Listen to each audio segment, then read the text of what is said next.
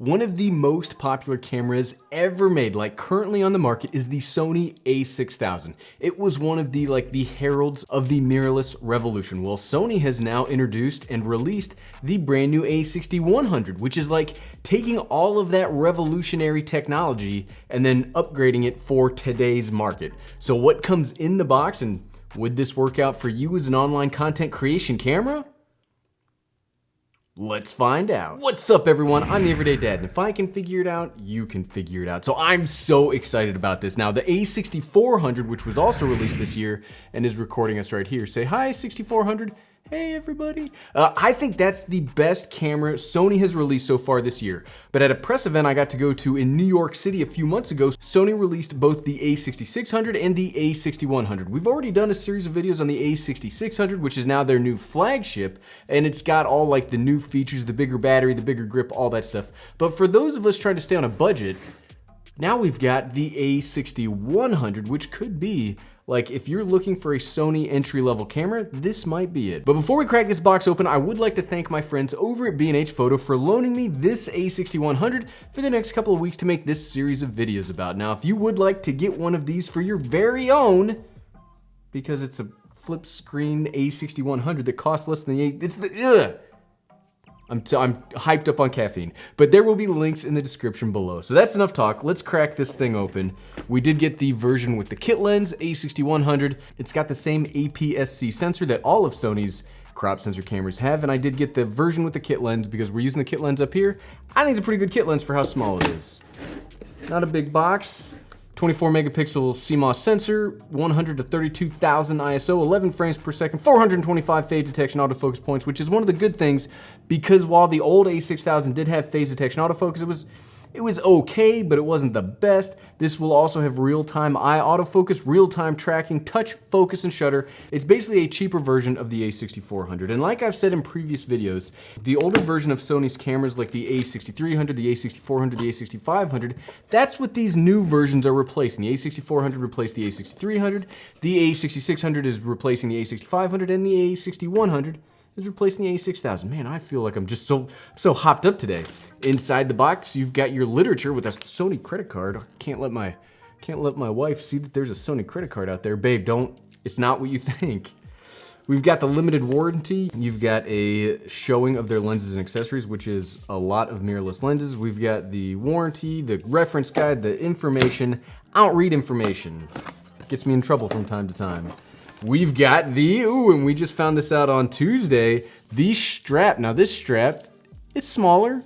It's smaller. This is actually a different version, I think, of Sony straps that I've seen that comes with their cameras before. You gotta let me know. You have to let me know in the comments, do you use the strap that comes with your cameras? I never do. Maybe I will. You know what? We're gonna set this one aside because I'm gonna try to use this. And for the half of you that do use them, I'm gonna try to join you this time. I'm trying to meet you halfway. What else we got? We've got the plug, the wall adapter. We've got the USB, the micro USB, because Sony, as much as I praise Canon for including a battery charger in every box, Sony does not do the same, unfortunately. But we do get the NP F50, is that what this is? The FW50 battery that I've got like boxes of because of my 6400.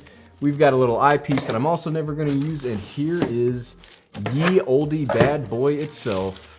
The A6100. Are you ready? I'm ready. I'm ready. Here we go. Ooh, the A6100. Now, one of the things that, if you remember the video that I made about the A6000, was I thought the body felt just cheap. It didn't feel that good. And I was concerned that this would feel the same way. And you know what? It does feel a lot like the A6000, but it still feels pretty good. Like, I've been trying out some manufacturers' budget cameras, like I've got the M200 here, I've got the Fuji X-A7. Those all feel cheap. This feels less impressive than the A6400 or the A6600, but it doesn't feel bad. It feels better than those. And it's got that flip-up screen. That is exciting because we gotta be able to see ourselves, right? We got the kit lens, which again, may not be the best optically performing lens of all time, but it's a power zoom lens that makes this like a point shoot. That's insane. What else do we got? We've got the, it does have a microphone in jack. It's got the HDMI, the USB-C for charging. It looks like it's got all of the same, it's like a version of the A6400 with just like a little bit of a cheaper body. Still got that recording button in that weird spot on the back. We got the customization buttons. We got C1, C2, menu. Everything feels pretty good. We got the tripod mount on the bottom, battery card USB, battery card SD card slot. Yeah, and it does feel, I mean, it feels pretty good. The thing is, when you get to the budget options, a lot of the way that they save that money is they cheap out on the build quality. They cheap out on like the components that they make the camera out of. Well, you still got a flash, so how could they cheap out on that, right? But I do think that this feels like, of the budget cameras I've been testing out, this one feels probably the best. I didn't get a lot of chance to have hands-on with this at the press event because we were all so excited about the A6600, but hold on one second, let me grab a battery and an SD card and we're gonna check this out a little bit more. There we go, we've got a Sony SD card for a Sony camera, right? I mean, we're all in one. Plus, since I already have 100 of these batteries laying around the apartment, I don't have to worry about charging up the battery beforehand, which is so nice. What do we got? We've got the menu system, which is probably gonna be the same that we've seen on every camera.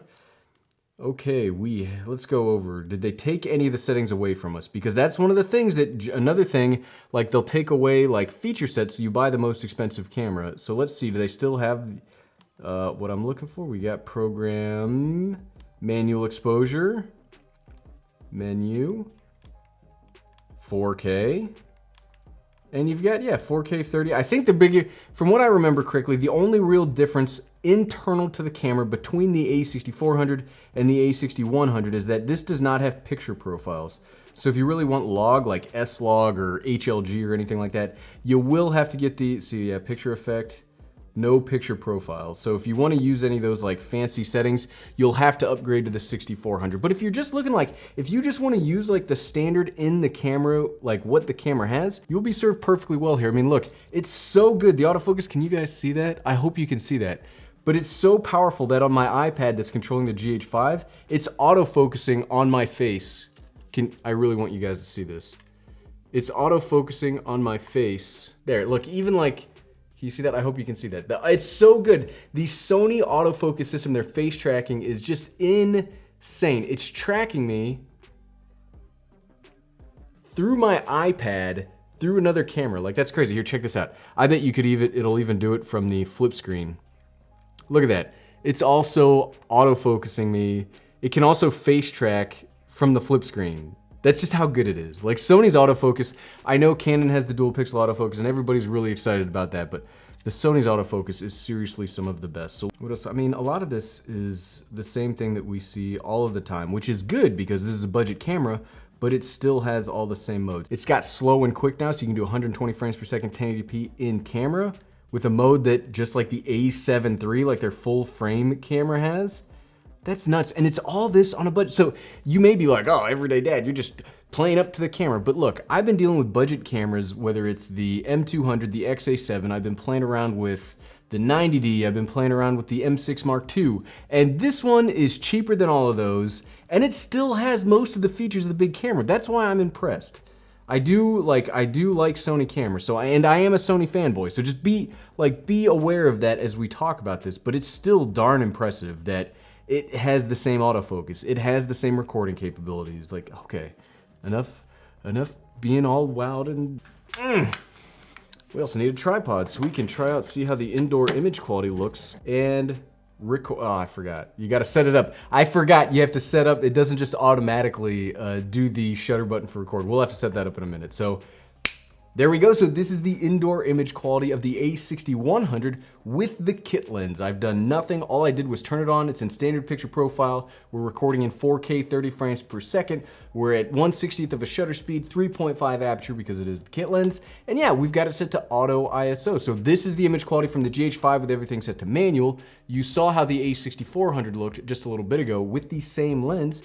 And this is the A6100 with the kit lens. One of the negatives that if you didn't know about the A6100 is it does not have in-body image stabilization built into it. In fact, there's only two Sony crop cameras that have in-body image stabilization built into them. That's the A6500 and the A6600. The A6400 does not, the A6100 does not. So the kit lens does have optical image stabilization built into it, and we'll take it out here for a vlogging test in a second, but just keep that in mind if that's something that you really need. The screen looks fantastic. Another place that they short on build quality, they short on internal specs, and they short on their screen, as we saw on the M200 on Tuesday. We'll do a comparison of the two next week, but yeah, this is the indoor image quality. I just keep wanting to talk to it. The audio, you're not hearing the audio from the camera. The audio is still through the GH5, but it's your time to prove me wrong. Okay, let's hop outside real quick and do a quick vlogging test of the A6100. See you out there. Okay, and here is the vlogging test of the Sony A6100. Now, much like the M200 that we checked out a few days ago, ooh, there's the sun. There's the sun. Now, we don't have a microphone plugged into this right now, just because it's got the flip up screen and I didn't bring my little adapter. So this is the audio being recorded. If you were to use this as like just straight up audio recorded internal to the camera, and again, there is no stabilization built into this thing. Ooh, we're climbing a hill. There's no stabilization built into this thing, so this is the stabilization that you would get straight from the lens itself, the 16-50 kit lens, as opposed to any of the other lenses, because again, no in-body image stabilization. But yeah, I can see the screen right now, and I do think the image quality looks pretty good. Again, you'll know what this looks like. I have no idea what this looks like because I'm doing this live, but yeah. The dynamic range does look pretty good. There is no picture profile, so I can't shoot this in log and grade it later. I can't shoot it in HLG or anything like that. This is just straight up standard picture profile in the camera, white balance is daylight, and we're shooting in 4K, which is awesome. So yeah, let me know, what do you guys think of this image quality? This could be the best budget camera released this year. The body's great, the image quality looks great, it gives you access to Sony's E mount.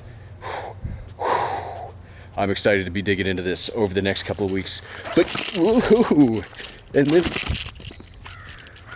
I'm fine. What, did you think I tripped?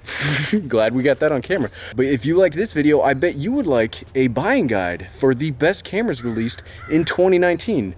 As of the release of that video. It's a little outdated, but it still has very good information in it that I bet you'd like. You can find that here. I'm so embarrassed that I tripped. I'm so embarrassed.